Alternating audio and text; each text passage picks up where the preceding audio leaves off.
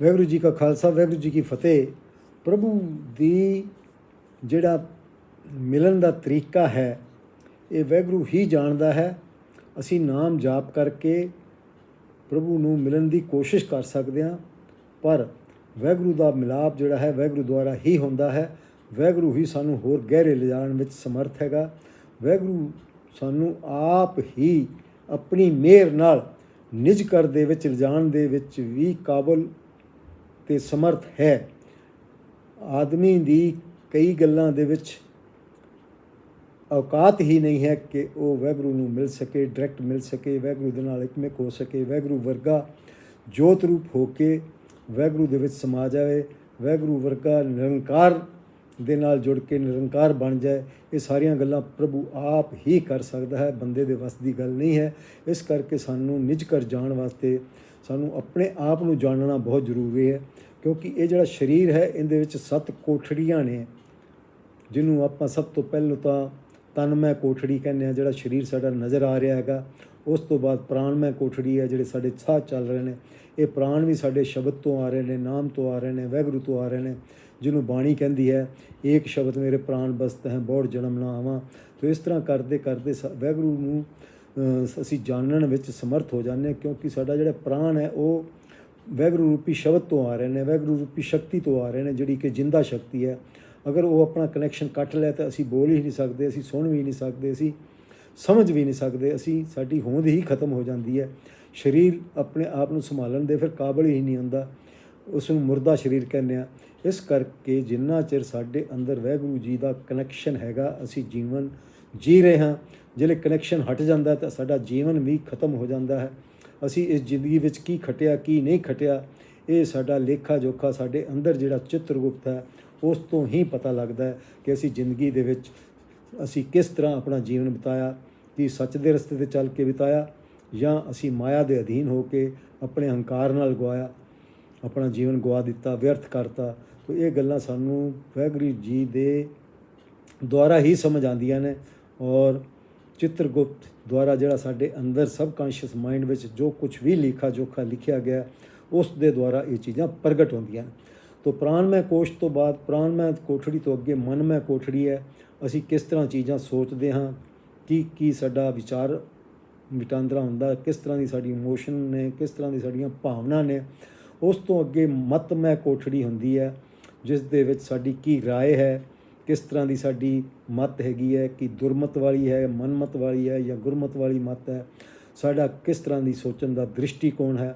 ਮਤਮੈ ਕੋਠੜੀ ਤੋਂ ਅੱਗੇ ਹਉਮੈ ਕੋਠੜੀ ਆਉਂਦੀ ਹੈ, ਮੈਂ ਮੇਰੀ ਵਾਲੀ ਕੋਠੜੀ ਆਉਂਦੀ ਹੈ। ਇਹਦੇ ਵਿੱਚ ਅਸੀਂ ਆਪਣੀ ਮੈਂ ਦੇ ਕਰਕੇ, ਆਪਣੇ ਹੰਕਾਰ ਦੇ ਕਰਕੇ ਹੀ ਆਪਣਾ ਕਾਰਜ ਕਰਦੇ ਹੋਏ ਆਪਣਾ ਜੀਵਨ ਬਤੀਤ ਕਰਦੇ ਹਾਂ, ਔਰ ਇਹ ਜਿਹੜੀ ਮੈਂ ਮੇਰੀ ਵਿੱਚ ਕੰਮ ਕੀਤਾ ਹੋਇਆ ਇਹ ਵੀ ਸਾਡੇ ਅੰਦਰ ਚਿੱਤਰਗੁਪਤ ਦੁਆਰਾ ਗੱਲਾਂ ਲਿਖੀਆਂ ਜਾਂਦੀਆਂ ਨੇ।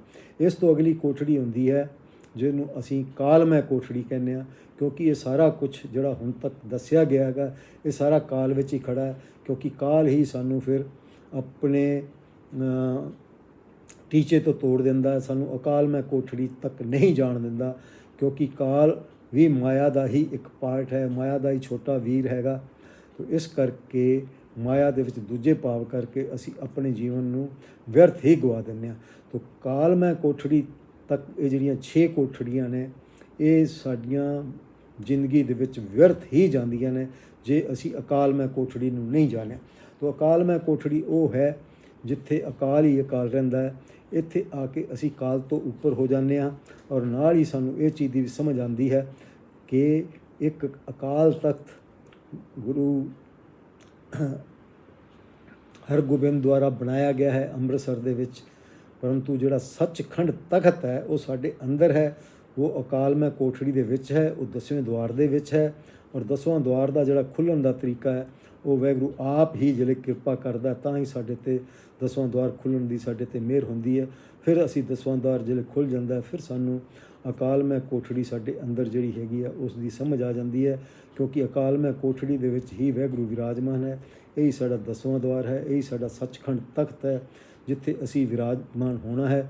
ਇਹਦੇ ਬਾਰੇ ਕਬੀਰ ਜੀ ਨੇ ਬੜਾ ਸਪਸ਼ਟ ਕਿਹਾ ਹੈਗਾ, ਅਬ ਤੋ ਜਾਏ ਚੜ੍ਹੇ ਸਿੰਘਾਸਨ ਮਿਲੇ ਹੈ ਸਾਰੰਗ ਪਾਣੀ, ਤੋ ਚੜ੍ਹੇ ਸਿੰਘਾਸਨ ਦਾ ਜਿਹੜਾ ਭਾਵ ਹੈ ਉਹ ਸੱਚਖੰਡ ਤਖਤ ਹੈ, ਔਰ ਸਾਰੰਗ ਪਾਣੀ ਦਾ ਭਾਵ ਹੈ ਕਿ ਸਾਰੰਗ ਪਾਣੀ ਵਾਹਿਗੁਰੂ ਆਪ ਹੈ, ਪਰਮਾਤਮਾ ਹੈ। ਤੋ ਪਰਮਾਤਮਾ ਨਾਲ ਮਿਲ ਕੇ ਪਰਮਾਤਮਾ ਹੋਣਾ ਹੈ, ਇਹ ਸਾਡਾ ਇਸ ਜੀਵਨ ਦਾ ਉਦੇਸ਼ ਹੈ, ਜਿਹਨੂੰ ਬਾਣੀ ਇਸ ਤਰ੍ਹਾਂ ਕਹਿ ਰਹੀ ਹੈ ਕਿ ਭਈ ਪ੍ਰਾਪਤ ਮਾਨੁਖ ਦੇ ਵਰੀਆ, ਗੋਬਿੰਦ ਮਿਲਣ ਕੀ ਇਹ ਤੇਰੀ ਬਰੀਆ। ਕਿਉਂਕਿ ਗੋਬਿੰਦ ਨੂੰ ਅਸੀਂ ਇਸੇ ਜੀਵਨ ਵਿੱਚ ਮਿਲਣਾ ਹੈ, ਅਤੇ ਜੇ ਇਸੇ ਜੀਵਨ ਵਿੱਚ ਨਹੀਂ ਮਿਲਿਆ ਤਾਂ ਅਸੀਂ ਬਾਰ-ਬਾਰ ਜਨਮਾਂ ਦੇ ਚੱਕਰ ਵਿੱਚ ਪੈ ਕੇ ਆਪਣਾ ਜੀਵਨ ਵਿਅਰਥ ਹੀ ਗਵਾਉਂਦੇ ਰਹਿੰਦੇ ਹਾਂ। ਔਰ ਇਹ ਸਾਨੂੰ ਕੋਈ ਗਰੰਟੀ ਨਹੀਂ ਕਿ ਅਗਲਾ ਸਾਡਾ ਜਿਹੜਾ ਜੀਵਨ ਹੋਏਗਾ ਉਹ ਹਿਊਮਨ ਫਾਰਮ ਵਿੱਚ ਹੋਏਗਾ ਜਾਂ ਕਿਸੇ ਐਨੀਮਲ ਫਾਰਮ ਵਿੱਚ ਹੋਏਗਾ ਜਾਂ ਪਲਾਂਟ ਫਾਰਮ ਵਿੱਚ ਹੋਏਗਾ। ਇਸ ਦਾ ਸਾਨੂੰ ਕੁਛ ਵੀ ਨਹੀਂ ਪਤਾ। ਇਹ ਸਾਰਾ ਕੁਛ ਵਾਹਿਗੁਰੂ ਜੀ ਦੇ ਆਪਣੇ ਹੱਥ ਹੈ। ਇਹ ਸਾਡੇ ਚਿੱਤਰਗੁਪਤ ਦੇ ਲਿਖੇ ਹੋਏ ਹੁਕਮ ਦੇ ਅਨੁਸਾਰ ਹੀ ਇਹ ਸਾਡਾ ਅਗਲਾ ਜਨਮ ਲਿਖਿਆ ਜਾਂਦਾ ਹੈ। ਪਰੰਤੂ ਇਸ ਮਾਨਵ ਜਨਮ ਦਾ ਇਹ ਉਦੇਸ਼ ਹੈ ਕਿ ਇਸ ਜਨਮ ਵਿੱਚ ਆ ਕੇ ਆਪਣਾ ਲਾਹਾ ਖੱਟ ਲਵੇ, ਆਪਣੇ ਜੀਵਨ ਨੂੰ ਵਿਅਰਥ ਨਾ ਗਵਾਵੇ ਔਰ ਬਾਰ-ਬਾਰ ਜਨਮ ਤੋਂ ਬਚਦਾ ਹੈ। ਔਰ ਇਸ ਕਰਕੇ ਇਹ ਇਸ ਦਾ ਆਖਰੀ ਜਨਮ ਹੋਣ ਵਾਸਤੇ ਹੀ ਮਾਨਵ ਜਨਮ ਮਿਲਿਆ। ਪਰੰਤੂ ਜੇ ਅਸੀਂ ਇਸ ਨੂੰ ਨਹੀਂ ਸੰਭਾਲਿਆ ਤਾਂ ਬਾਰ-ਬਾਰ ਅਸੀਂ ਫਿਰ ਜਨਮਾਂ ਦੇ ਚੱਕਰ ਕੱਟਦੇ ਦੁਖੀ ਹੁੰਦੇ ਰਹਿੰਦੇ ਹਾਂ। ਤੋ ਅਕਾਲ ਮੈਂ ਕੋਠੜੀ ਜਿਹੜੀ ਸਾਡੇ ਅੰਦਰ ਹੈ, ਇਸ ਦੇ ਵਿੱਚ ਵਾਹਿਗੁਰੂ ਜੀ ਨੇ ਨਿਜ ਘਰ ਦਾ ਵਾਸਾ ਕੀਤਾ ਹੋਇਆ। ਨਿਜ ਘਰ ਦਾ ਭਾਵ ਹੈ ਸਾਡਾ ਅਸਲੀ ਘਰ, ਜਿੱਥੇ ਅਸੀਂ ਜਿੰਦੇ ਜੀ ਜਾ ਕੇ ਉਸ ਦੇ ਵਿੱਚ ਵਸਣ ਵਾਸਤੇ, ਉਸ ਦੇ ਵਿੱਚ ਰਹਿਣ ਵਾਸਤੇ ਸਾਨੂੰ ਉਸ ਦਾ ਪਤਾ ਲੱਗ ਜਾਂਦਾ ਹੈ, ਉਸ ਦੇ ਬਾਰੇ ਸਾਨੂੰ ਜਾਣਕਾਰੀ ਮਿਲ ਜਾਂਦੀ ਹੈ, ਉਸ ਦੇ ਬਾਰੇ ਸਾਨੂੰ ਅਵੇਅਰਨੈਸ ਆ ਜਾਂਦੀ, ਤਾਂ ਕਿ ਅਸੀਂ ਮਰਨ ਤੋਂ ਬਾਅਦ ਆਪਣੇ ਨਿਜ ਘਰ ਦੇ ਵਿੱਚ ਜਾ ਕੇ ਪਰਮਾਨੈਂਟ ਸਦਾ ਵਾਸਤੇ ਰਹਿਣ ਦੇ ਕਾਬਲ ਹੋ ਜਾਈਏ। ਔਰ ਇੱਥੇ ਆ ਕੇ ਜੇ ਅਸੀਂ ਆਪਣੇ ਨਿਜ ਘਰ ਨੂੰ ਦੇਖ ਲਿਆ, ਇਹਦਾ ਮਤਲਬ ਅਸੀਂ ਅੰਮ੍ਰਿਤ ਵੀ ਛਕ ਲਿਆ। ਅੰਮ੍ਰਿਤ ਛਕਣ ਦਾ ਭਾਵ ਇਹ ਹੈਗਾ ਕਿ ਸਾਡੇ ਅੰਦਰ ਨਾਮ ਦੇ ਨਾਲ ਨਾਲ ਅੰਮ੍ਰਿਤ ਵੀ ਪ੍ਰਗਟ ਹੋ ਗਿਆ। ਰੋਮ ਰੋਮ ਦੇ ਵਿੱਚ ਨਾਮ ਦਾ ਰੰਗ ਚੜ੍ਹ ਜਾਂਦਾ ਹੈਗਾ। ਰੋਮ ਰੋਮ ਦੇ ਵਿੱਚ ਨਾਮ ਦੀਆਂ ਬੇਅੰਤ ਲਹਿਰਾਂ ਚੱਲਦੀਆਂ ਨੇ, ਬੇਅੰਤ ਵਾਈਬ੍ਰੇਸ਼ਨ ਚੱਲਦੀਆਂ ਨੇ। ਔਰ ਇਹ ਜਿਹੜੀਆਂ ਵਾਈਬ੍ਰੇਸ਼ਨ ਹੁੰਦੀਆਂ ਨੇ ਸਰੀਰ ਦੇ ਵਿੱਚ, ਰੋਮ ਰੋਮ ਦੇ ਵਿੱਚ, ਇਹ ਟਾਈਮਲੈਸ ਔਰ ਸਪੇਸਲੈਸ ਹੁੰਦੀਆਂ ਨੇ, ਕਿਉਂਕਿ ਇਹ ਵਾਈਬ੍ਰੇਸ਼ਨ ਬਹੁਤ ਉੱਚੀਆਂ ਸੁੱਚੀਆਂ ਅਤੇ ਮਜੀਠ ਰੰਗ ਵਾਲੀਆਂ ਹੁੰਦੀਆਂ ਨੇ। ਸਦਾ ਇਹਦੇ ਵਿੱਚ ਵਾਹਿਗੁਰੂ ਦਾ ਹੀ ਰੰਗ ਹੁੰਦਾ ਹੈ, ਵਾਹਿਗੁਰੂ ਦੇ ਗੁਣ ਵੀ ਇਹਦੇ ਵਿੱਚ ਪ੍ਰੈਜੈਂਟ ਹੁੰਦੇ ਨੇ, ਅਤੇ ਨਾਲ ਹੀ ਇਹਦੇ ਵਿੱਚ ਵਾਹਿਗੁਰੂ ਦੀ ਪ੍ਰੇਮ ਡੋਰੀ ਵੀ ਬੰਦੀ ਹੋਈ ਹੁੰਦੀ ਹੈ। ਵਾਹਿਗੁਰੂ ਨਾਲ ਪ੍ਰੇਮ ਕਰਨ ਦਾ ਵੀ ਜਿਹੜਾ ਅਸਲੀ ਭਾਵ ਹੈ ਉਹ ਵੀ ਇੱਥੋਂ ਹੀ ਪ੍ਰਗਟ ਹੁੰਦਾ। ਕਹਿਣ ਦਾ ਭਾਵ ਹੈ ਕਿ ਪ੍ਰੇਮ ਜਿਹੜਾ ਵਾਹਿਗੁਰੂ ਜੀ ਨਾਲ ਹੈ, ਉੱਥੇ ਦੂਜੇ ਦੀ ਜ਼ਰੂਰਤ ਨਹੀਂ ਹੁੰਦੀ, ਕਿਉਂਕਿ ਉੱਥੇ ਇੱਕ ਨਾਲ ਇੱਕ ਹੋਣ ਦੀ ਜ਼ਰੂਰਤ ਹੈ। ਔਰ ਇਹ ਪ੍ਰੇਮ ਡੋਰੀ, ਪ੍ਰੀਤ ਡੋਰੀ ਇੰਨੀ ਬਾਰੀਕ ਹੈ ਕਿ ਟਾਈਮ ਐਂਡ ਸਪੇਸ ਤੋਂ ਪਾਰ ਹੈ, ਮਨ ਤੋਂ ਪਾਰ ਹੈ, ਸਰੀਰ ਤੋਂ ਪਾਰ ਹੈ, ਆਕਾਰਾਂ ਤੋਂ ਪਾਰ ਹੈ। ਤੋ ਇਹ ਜਿਹੜਾ ਹੈ ਨਿਰਗੁਣ ਅਵਸਥਾ ਹੈ। ਇਸ ਅਵਸਥਾ ਨੂੰ ਜਿਹੜੇ ਅਸੀਂ ਸਮਝ ਲੈਂਦੇ ਹਾਂ, ਸਾਡੇ ਅੰਦਰ ਨਿਰੰਕਾਰ ਰੂਪੀ ਜਿਹੜੀ ਸ਼ਕਤੀ ਹੈ ਉਹ ਵੀ ਪ੍ਰਗਟ ਹੋ ਜਾਂਦੀ ਹੈ। ਔਰ ਇਹ ਨਿਰੰਕਾਰ ਸਾਡੇ ਅੰਦਰ ਵੀ ਪ੍ਰਗਟ ਹੁੰਦਾ, ਸਾਡੇ ਬਾਹਰ ਵੀ ਪ੍ਰਗਟ ਹੋ ਜਾਂਦਾ। ਔਰ ਸਾਰਾ ਜਿਹੜਾ ਬ੍ਰਹਮੰਡ ਹੈ ਉਸੇ ਨਿਰੰਕਾਰ ਰੂਪੀ ਸ਼ਕਤੀ ਦੀ ਅਵੇਅਰਨੈਸ ਵਿੱਚ, ਉਸੇ ਨਿਰੰਕਾਰ ਰੂਪੀ ਸ਼ਕਤੀ ਦੀ ਜੋਤ ਦੇ ਵਿੱਚ ਹੀ ਸਮਾਇਆ ਰਹਿੰਦਾ ਹੈ। ਔਰ ਉਹਦੇ ਵਿੱਚ ਸਮਾ ਕੇ ਜਿਵੇਂ ਜਿਵੇਂ ਪ੍ਰਭੂ ਦਾ ਹੁਕਮ ਹੁੰਦਾ ਹੈ, ਵਾਹਿਗੁਰੂ ਦਾ ਹੁਕਮ ਹੁੰਦਾ ਹੈ, ਇਹ ਬ੍ਰਹਮੰਡ ਹੋਰ ਵੱਧਦਾ ਰਹਿੰਦਾ ਹੈ। ਅਤੇ ਪ੍ਰਭੂ ਦੀ ਜਿਹੜੀ ਅਵੇਅਰਨੈਸ ਹੈਗੀ ਹੈ, ਪ੍ਰਭੂ ਦਾ ਜਿਹੜਾ ਜਾਗਰਤ ਅਵਸਥਾ ਹੈ, ਉਹ ਵੀ ਨਾਲ ਦੀ ਨਾਲ ਆਪਣੇ ਆਪ ਫੈਲਦੀ ਰਹਿੰਦੀ ਹੈ, ਤਾਂ ਕਿ ਜਿਹੜਾ ਨਵਾਂ ਸੰਸਾਰ ਬਣਿਆ ਹੈਗਾ, ਨਵਾਂ ਬ੍ਰਹਮੰਡ ਬਣਿਆ, ਉਹ ਵੀ ਉਹਦੇ ਵਿੱਚ ਸਮਾ ਜਾਏ। ਇਸੇ ਤਰ੍ਹਾਂ ਹੀ ਜਿਹੜਾ ਸੰਸਾਰ ਹੈ, ਜਿਹੜਾ ਯੂਨੀਵਰਸ ਹੈ, ਜਿਹੜੀ ਸ੍ਰਿਸ਼ਟੀ ਹੈ, ਉਹ ਬਣਦੀ ਵੀ ਰਹਿੰਦੀ ਹੈ। ਔਰ ਨਾਲ ਦੀ ਨਾਲ ਉਸ ਦੀ ਪਰਲੋ ਦੁਆਰਾ ਖਾਤਮਾ ਵੀ ਹੁੰਦਾ ਰਹਿੰਦਾ ਹੈ, ਅਤੇ ਉਤਪਤ ਪਰਲੋ ਵੀ ਨਾਲ ਦੀ ਨਾਲ ਵਾਹਿਗੁਰੂ ਰੂਪੀ ਨਿਰੰਕਾਰ ਰੂਪੀ ਸ਼ਕਤੀ ਦੇ ਵਿੱਚ ਹੀ ਹੁੰਦੀਆਂ ਰਹਿੰਦੀਆਂ ਨੇ। ਜਿਸ ਤਰ੍ਹਾਂ ਸਾਡਾ ਜਨਮ ਅਤੇ ਮਰਨ ਹੁੰਦਾ ਰਹਿੰਦਾ।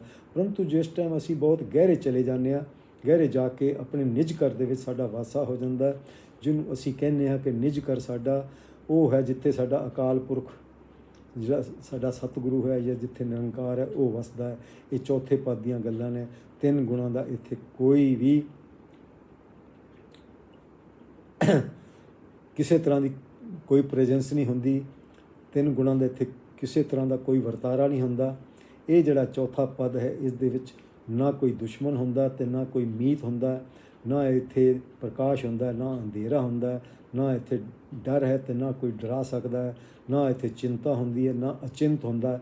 ਇਸ ਅਵਸਥਾ 'ਤੇ ਆ ਕੇ ਨਾ ਕੋਈ ਪਾਪ ਹੈ, ਨਾ ਪੁੰਨ ਹੈ। ਇਸ ਅਵਸਥਾ ਨੂੰ ਅਸੀਂ ਜਿਸ ਟਾਈਮ ਅਸੀਂ ਕਲਯੁਗ ਸਤਯੁਗ ਦੇ ਹਿਸਾਬ ਨਾਲ ਕਹਾਂਗੇ ਤਾਂ ਇਹ ਸਦਾ ਹੀ ਸਤਯੁਗ ਹੈ। ਇਹ ਹੀ ਪਰਮ ਸੱਚ ਹੈ, ਇਹ ਹੀ ਅਵਲ ਅੱਲਾ ਹੈ, ਜਿਹਦੇ ਵਿੱਚੋਂ ਨੂਰ ਨਿਕਲਦਾ ਹੈ, ਜਿਹੜਾ ਕਿ ਨਿਰਗੁਣ ਰੂਪ ਹੈ, ਜਿਹੜੀ ਕਿ ਜੋਤ ਰੂਪ ਸ਼ਕਤੀ ਹੈ। ਇੱਥੇ ਆ ਕੇ ਆਦਮੀ ਕੰਪਲੀਟ ਹੋ ਜਾਂਦਾ, ਪਰਮਾਨੈਂਟ ਹੋ ਜਾਂਦਾ।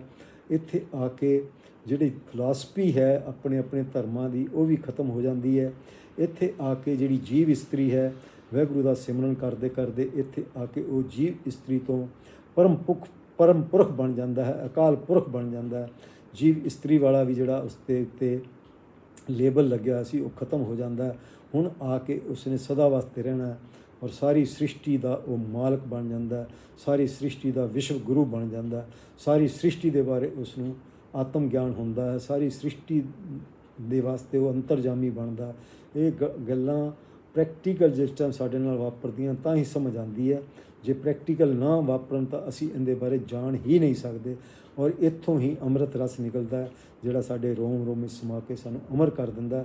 ਸਾਡੀ ਜੀਵਨ ਜਿਹੜੀ ਪਹਿਲਾਂ ਮੋਰਟਲ ਸੀ, ਨਾਸ਼ਵਾਨ ਸੀ, ਹੁਣ ਉਹ ਇਮੋਰਟਲ ਬਣ ਜਾਂਦੀ ਹੈ, ਸਦਾ ਵਾਸਤੇ ਰਹਿਣ ਵਾਸਤੇ ਬਣ ਜਾਂਦੀ ਹੈ। ਹੁਣ ਇੱਥੇ ਆ ਕੇ ਹੀ ਸਾਨੂੰ ਪੂਰਨ ਗਿਆਨ ਹੁੰਦਾ। ਔਰ ਇਹ ਅਵਸਥਾ ਨੂੰ ਹੋਰ ਅੱਗੇ ਚੱਲਾਂਗੇ, ਸਾਡੇ ਅੰਦਰ ਅਕਥ ਕਥਾ ਦਾ ਜਿਹੜਾ ਬ੍ਰਹਮ ਗਿਆਨ ਹੈ ਉਹ ਵੀ ਪ੍ਰਭ ਦੀ ਕਿਰਪਾ ਨਾਲ ਸਾਨੂੰ ਗੁਰਮੁਖ ਪੂਰਾ ਬਣਾ ਕੇ ਸਾਡੇ ਅੰਦਰ ਅਕਥ ਕਥਾ ਦਾ ਗਿਆਨ ਵੀ ਪ੍ਰਗਟ ਹੁੰਦਾ। ਇੱਥੇ ਹੀ ਸੁਨ ਮੰਡਲ ਦੀ ਧੁਨ ਨਿਕਲਦੀ ਹੈ, ਜਿਹਨੂੰ ਕਹਿੰਦੇ ਆ ਧੁਨ ਮੇਂ ਧਿਆਨ ਮੇਂ ਜਾਣਿਆ ਗੁਰਮੁਖ ਅਕਥ ਕਹਾਣੀ, ਜਿਹੜੀ ਕਿ ਬਹੁਤ ਗਹਿਰੀ ਗੱਲ ਹੈ। ਤੋ ਇਸ ਤਰ੍ਹਾਂ ਕਰਦੇ ਕਰਦੇ ਇਹ ਉਹ ਅਵਸਥਾ ਹੈ ਜਿੱਥੇ ਕਿਸੇ ਕਿਸਮ ਦਾ ਕੋਈ ਆਕਾਰ ਨਹੀਂ ਹੁੰਦਾ, ਕਿਸੇ ਕਿਸਮ ਦੀ ਕੋਈ ਪੰਜ ਤੱਤਵ ਨਹੀਂ ਹੁੰਦੇ। ਇਹ ਸਹਿਜ ਅਵਸਥਾ ਹੈ। ਇਸ ਸਹਿਜ ਅਵਸਥਾ 'ਚ ਆ ਕੇ ਹੀ ਜਿਹੜੇ ਮਹਾਂਪੁਰਖ ਨੇ ਉਹ ਫਿਰ ਅੱਗੇ ਹੀ ਅੱਗੇ ਹੋਰ ਗਹਿਰਾਈ ਵਿੱਚ ਜਾਂਦੇ ਰਹਿੰਦੇ ਨੇ। ਔਰ ਇੱਥੇ ਆ ਕੇ ਸਰੀਰ ਦਾ ਆਭਾਸ ਵੀ ਨਹੀਂ ਹੁੰਦਾ, ਸਰੀਰ ਦੀ ਅਵੇਅਰਨੈਸ ਨਹੀਂ ਹੁੰਦੀ, ਸਰੀਰ ਵਿੱਚੋਂ ਜਿਵੇਂ ਅਸੀਂ ਨਿਕਲ ਜਾਂਦੇ ਹਾਂ। ਇੱਥੇ ਆ ਕੇ ਸਾਡਾ ਕਰਤਾ ਭਾਵ ਜਿਹੜਾ ਹੈ ਉਹ ਬਿਲਕੁਲ ਖਤਮ ਹੋ ਜਾਂਦਾ। ਹੁਣ ਅਕਾਲ ਪੁਰਖ ਕਰਤਾ ਪੁਰਖ ਬਣ ਕੇ ਸਾਡੇ ਅੰਦਰ ਕੰਮ ਕਰਦਾ, ਸਾਡੇ ਅੰਦਰ ਅਕਾਲ ਪੁਰਖ ਬੈਠ ਕੇ ਆਪ ਹੀ ਭਗਤੀ ਕਰਦਾ।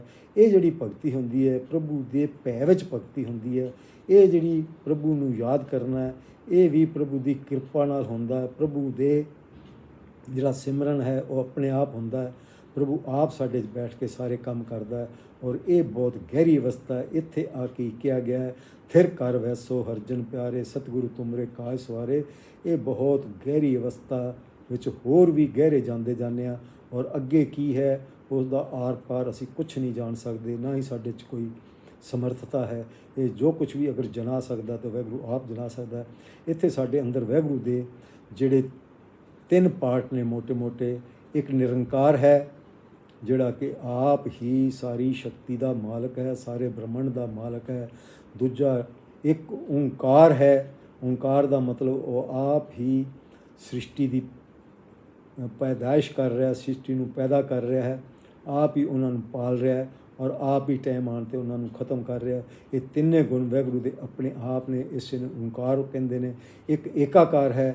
ਏਕਾਕਾਰ ਦਾ ਭਾਵ ਇਹ ਹੈਗਾ ਕਿ ਸਾਰੇ ਬ੍ਰਹਮੰਡ ਦੇ ਵਿੱਚ ਹੀ ਅਸੀਂ ਵਾਹਿਗੁਰੂ ਰੂਪੀ ਸ਼ਕਤੀ ਨੂੰ, ਵਾਹਿਗੁਰੂ ਰੂਪੀ ਜਿਹੜੀ ਜੋਤ ਹੈ ਉਹਨਾਂ ਨੂੰ ਸਾਰਿਆਂ ਵਿੱਚ ਵੇਖ ਕੇ ਸਾਡੇ ਅੰਦਰ ਏਕਾਕਾਰ ਭਾਵ ਆ ਜਾਂਦਾ। ਅਸੀਂ ਕਿਸੇ ਤੋਂ ਅਲੱਗ ਨਹੀਂ ਹੁੰਦੇ, ਸਾਰੇ ਹੀ ਸਾਡੇ ਨਾਲ ਮਿਲੇ ਹੁੰਦੇ ਨੇ। ਅਸੀਂ ਕਿਸੇ ਤੋਂ ਟੁੱਟੇ ਨਹੀਂ ਹੋ ਗਏ। ਵਾਹਿਗੁਰੂ ਤੋਂ ਸਾਨੂੰ ਕੋਈ ਦੂਰੀ ਨਹੀਂ ਹੁੰਦੀ। ਵਾਹਿਗੁਰੂ ਨਾਲ ਅਸੀਂ ਇੱਕ ਹੋ ਕੇ ਸਾਰਾ ਬ੍ਰਹਮੰਡ ਹੀ ਸਾਡਾ ਆਪਣਾ ਹੁੰਦਾ, ਸਾਰੀ ਸ੍ਰਿਸ਼ਟੀ ਹੀ ਸਾਡੀ ਆਪਣੀ ਹੁੰਦੀ ਹੈ। ਅਤੇ ਇਸ ਤਰ੍ਹਾਂ ਜਿਵੇਂ ਜਿਵੇਂ ਅਸੀਂ ਬਹੁਤ ਗਹਿਰੇ ਚਲੇ ਜਾਵਾਂਗੇ ਇੰਨੀ ਗਹਿਰਾਈ ਵਿੱਚ ਸਾਨੂੰ ਉਸ ਚੀਜ਼ ਦੀ ਸਮਝ ਆਉਂਦੀ ਹੈ ਕਿ ਜਿਹਦਾ ਵਰਣਨ ਆਮ ਤੌਰ 'ਤੇ ਕਰਨ ਵਿੱਚ ਅਸੀਂ ਅਸਮਰਥ ਹਾਂ। ਤੋ ਅੱਜ ਇਸ ਗੱਲ ਦੇ ਇੱਥੇ ਹੀ ਵਿਰਾਮ ਦਿੰਦੇ ਹੋਏ ਵਾਹਿਗੁਰੂ ਜੀ ਕਾ ਖਾਲਸਾ, ਵਾਹਿਗੁਰੂ ਜੀ ਕੀ ਫਤਿਹ।